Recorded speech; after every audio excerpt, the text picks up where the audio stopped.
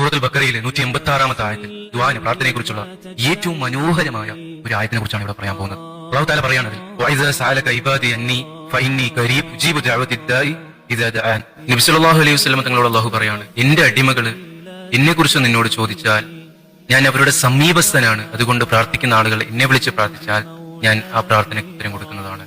ഇതാണ് ആയത്തിന്റെ അർത്ഥം. ഈ ആയത്തിന്റെ ഭംഗി നിങ്ങൾ നോക്കുക. അല്ലാഹു തആല പറയാണ് വഇദാ സഅലക ഇബാദി, എന്റെ അടിമകൾ എന്നെക്കുറിച്ച് നിന്നോട് ചോദിച്ചാൽ. ഇവിടെ ലക്ക എന്ന് കൊണ്ട് ഉദ്ദേശിക്കുന്നത് റസൂൽ സല്ലല്ലാഹു അലൈഹി വസല്ലം തങ്ങൾ. ഈ ചോദ്യം ചോദിക്കുന്നത് നബി തങ്ങളോടെയാണ് ഈ ചോദ്യം വരുന്നത്. അപ്പോ റസൂൽ സല്ലല്ലാഹു അലൈഹി വസല്ലം തങ്ങളോട് ചോദ്യം ചോദിക്കുമ്പോൾ ഉത്തരവും വരേണ്ടത് റസൂൽ സല്ലല്ലാഹു അലൈഹി വസല്ലം തങ്ങളുടെയാണ്.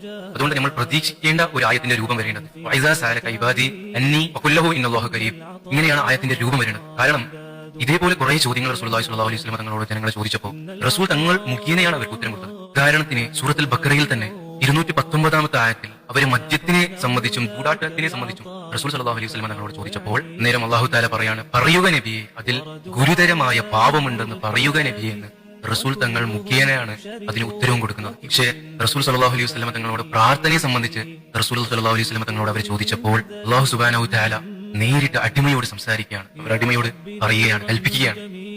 റസൂൽ സല്ലല്ലാഹു അലൈഹി വസല്ലം മുഖേനയല്ല ഉത്തരം കൊടുക്കുന്നത്. റബ്ബ്, ഈ ലോകം സൃഷ്ടാവായ റബ്ബ് നേരിട്ട് അടിമയോട് സംസാരിക്കുന്ന രീതിയിലാണ് ഈ ആയത്ത് നിങ്ങൾക്ക് കാണുന്നത്. അന്നി ഫഇന്നി ഖരീബ്, ഞാൻ നിങ്ങളുടെ സമീപസ്ഥനാണ്, അതുകൊണ്ട് പ്രാർത്ഥിക്കുന്ന ആളുകൾ എന്നെ വിളിച്ച് പ്രാർത്ഥിച്ചാൽ ഞാൻ അതിന് ഉത്തരം തരാം.